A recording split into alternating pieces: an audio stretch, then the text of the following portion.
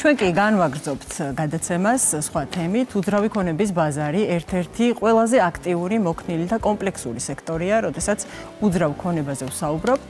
პირველ რიგში გვახსენდება ფასები, მოთხოვნები, სტანდარტები, დეველოპერული და სამშენებლო კომპანიები, თუმცა ასევე საინტერესოა ამ ბაზრის კიდევ ერთი მიმართულება, ყიდვა-გაყიდვაში ჩართული შუამავალი აგენტების რგოლი. დღეს სწორედ ამ თემაზე ვისაუბრებთ, როგორია ეს სეგმენტი, რამდენად პროფესიონალი კადრები მუშაობენ, როგორ ვარჩევთ უძრავი ქონების აგენტებს და რა უნდა ვიცოდებთ ამ თემებზე. ამ საკითხებზე საუბარს განვაგრძობთ ჩვენ სტუმართან ერთად. ჩვენი სტუმარია საქართველოს უძრავი ქონების ეროვნული ასოციაციის მმართველი საბჭოს წევრი ნატა მოდებაძე. მოგესალმებით, ქალბატონი ნატა. მოგესალმებით. მადლობა სტუმრობისთვის. მადლობა მოწვევისთვის. ძალიან საინტერესო თემაა. ძალიან საინტერესო თემაა და საინტერესოა ამ სეგმენტზე ხშირად არ ვსაუბრობთ ხოლმე. ამიტომ საინტერესო იქნება თქვენი შეფასება, რომ მოვისმინოთ, როგორია ეს სეგმენტი, რამდენად პროფესიონალი კადრებით არის დაკომპლექტებული და რა გამოწვევები დგას დღეს აი ამ მიმართულებაში, ამ სფეროში. მადლობა საინტერესო კითხვისთვის. იმისთვის რომ მივიღოთ პროფესიული მომსახურება, უნდა გვყავდეს პროფესიონალები რო გვყავდეს, უნდა მივიღოთ განათლება ჩვეულებრივი და გვქონდეს რაღაც გარკვეული სტანდარტები. და რადგანაც ქვეყანაში არ აქვს რეგულაციები, ამიტომ საქართველოს 2014 წელს შეიქმნა საქართველოს უძრავი ქონების ეროვნული ასოციაცია და მას შემდეგ სულ მუშაობთ სტანდარტების დანერგვაზე. 2018 წელს გავხდით ამერიკის რეალტორთა ასოციაციის NAR-ის ერთადერთი პარტნიორები საქართველოში, რომელსაც 1,600,000 მემბარი ყავს და 70 ქვეყანა არის გაწევრიანებული ამ ორგანიზაციაში.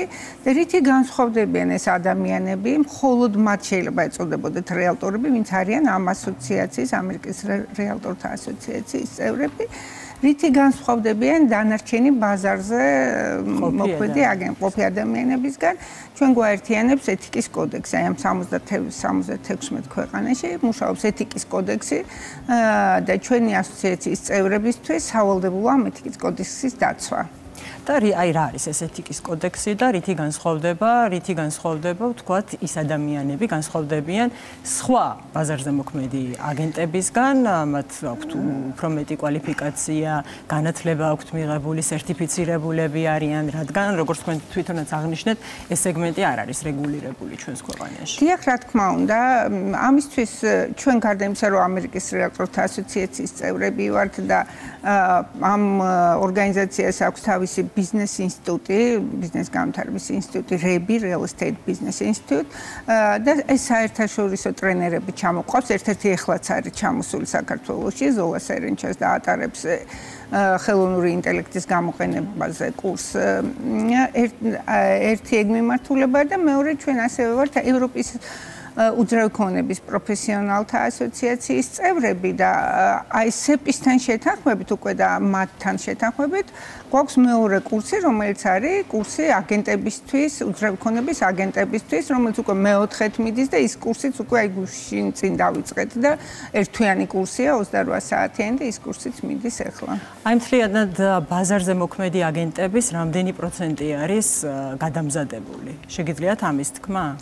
ამის თქმა შეუძლებელი არის იმქედან გამომდინარე, რომ ჩვენ არ ვიცით ამ ბაზარზე დამოუკიდებლად ვინ ფუნქციონირებს და ვინ არა, მაგრამ თვითონ ასოციაციაში დაახლოებით 100 კომპანია, სადაც 1-20 კომპანია არის ასოცირებული წევრი, ანუ საბროკერო კომპანია, დანარჩენი 80 კომპანია არის საბროკერო კომპანიები და ეს კომპანიები, ამ კომპანიის თანამშრომლებს ჩვენ პერიოდულად ვამზადებთ და ამის ძალიან გვეხმარებიან სხვათა შორის ხშირ შემთხვევაში სპონსორები, მაგალითად ეხლა რა კურსიც მიდის, იმის სპონსორი არის პარკ ბულვარი და ამიტომ ჯობია რომ ის კომპანიების დასახელებისგან თავი შევიკავოთ.